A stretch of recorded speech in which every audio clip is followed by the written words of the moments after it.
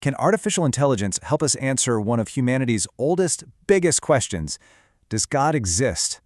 Now, I know it sounds like a pretty weird pairing, right? But philosopher and AI researcher Selmer Bringsjord has put together this really fascinating argument that does exactly that.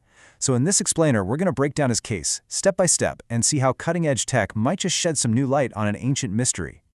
To get our heads around this argument, we actually have to go back in time, way, way back. We're going to start with a puzzle known as Wallace's paradox. And you've got to pay attention here because this paradox, it's the bedrock of the entire case, and it's all about the minds of our earliest human ancestors. And this is the heart of the matter. So Alfred Russel Wallace, the guy who co-discovered evolution with Darwin, he ran into this problem he just couldn't solve.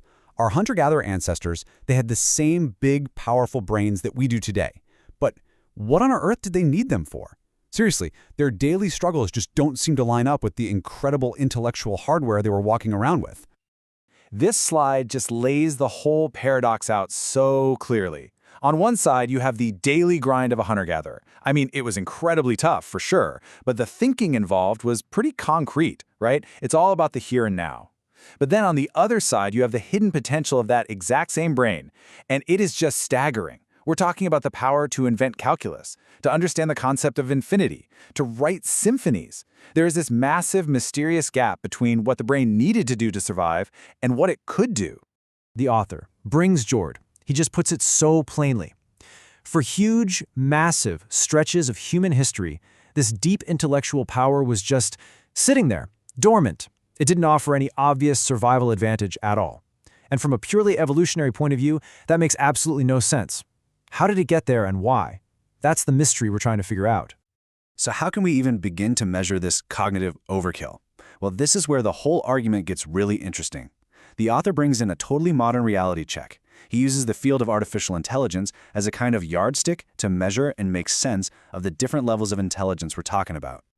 Okay, first, we need to get on the same page about a key term. When the author says cognitive power, he means something super specific.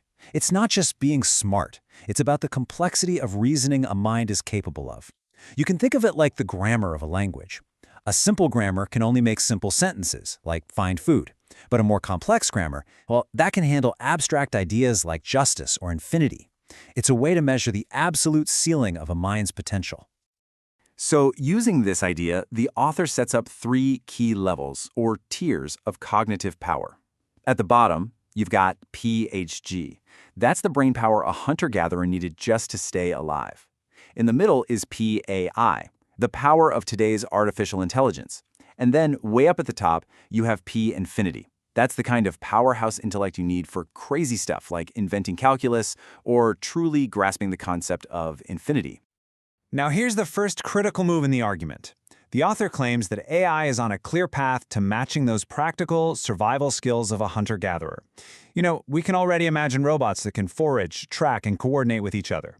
And what this suggests is that the baseline cognitive power you need for survival, it's actually something we can build. It's computationally achievable.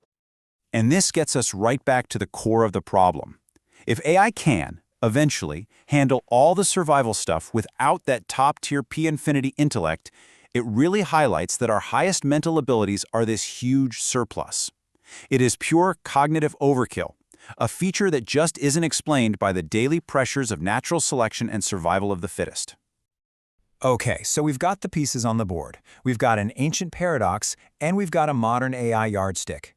Now let's see how the author puts them all together into a formal, step-by-step, logical argument. So here's how the logic flows. Step 1, we humans have this overkill cognitive power, P infinity. Step 2, AI shows us that, hey, you only need the basic PHG power to survive. Step 3, that leaves this giant unexplained gap in the middle. Now here's the real kicker. Step 4, the author argues this gap isn't a gentle slope that evolution could climb over time. He calls it a discontinuous leap, like jumping from counting on your fingers straight to inventing calculus in one go. He says gradual evolution just can't explain that, which means something else must be the cause, and he says there are really only 3 possibilities on the table. Now, before he jumps to his own conclusion, the author, to his credit, looks at the other potential explanations. He kind of treats them like suspects in an investigation, and he really digs into the 2 main alternatives that don't involve God. The first alternative, well, it sounds like it's pulled straight from a sci-fi movie. Could it be that some super advanced alien civilization messed with our evolution a long time ago? You know, maybe they seeded or injected these advanced mental powers into our species. The author shuts this one down pretty quickly. He basically argues that this doesn't solve the problem at all. It just kicks the can down the road. I mean, we're still stuck with the exact same question. Where do the aliens get their incredible cognitive power? This explanation doesn't solve the origin of the Great Leap, it just moves the mystery to another planet. No progress made.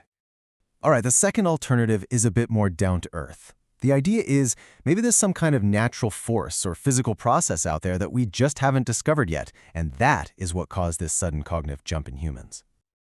But the author says this is basically a philosophical get-out-of-jail-free card. You could use the unknown natural force idea to explain away any mystery you come across, because by definition, you don't need any evidence for it. He calls this begging the question. It's like saying, the leap was caused by the thing that caused the leap. It's a totally circular argument that doesn't actually explain anything. So, having argued against gradual evolution and having dismissed the two main alternatives, aliens and some mystery force, the author finally presents his proposed solution, and he places it inside a much broader philosophical context. And this is the final step in the deduction. The author proposes that the existence of an intelligent creator, a god, as understood in classical theism, is the best explanation for this otherwise bizarre and inexplicable discontinuous leap in our cognitive power. The idea, simply put, is that these abilities were given to humans on purpose. But it's really important to see that he isn't presenting this as some kind of single slam-dunk proof that ends the conversation. Not at all.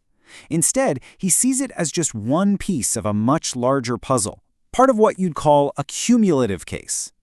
This argument, which is based on the properties of the mind, it fits into a whole family of similar mental arguments. It sits right alongside other types of arguments, like those based on pure logic or the existence of morality, which he suggests all point in the same general direction. And so, we end up right back where we started, but with a much sharper question. The author has used AI to put a fine point on a very old paradox. If we are now building machines that can replicate all the cognitive skills we actually need for survival, then we're forced to look at our own minds and confront this vast, powerful, and seemingly unnecessary surplus that we all possess. The paper leaves us all to think about it. What is the ultimate source of that brilliant, creative, and mathematical overkill that makes us human?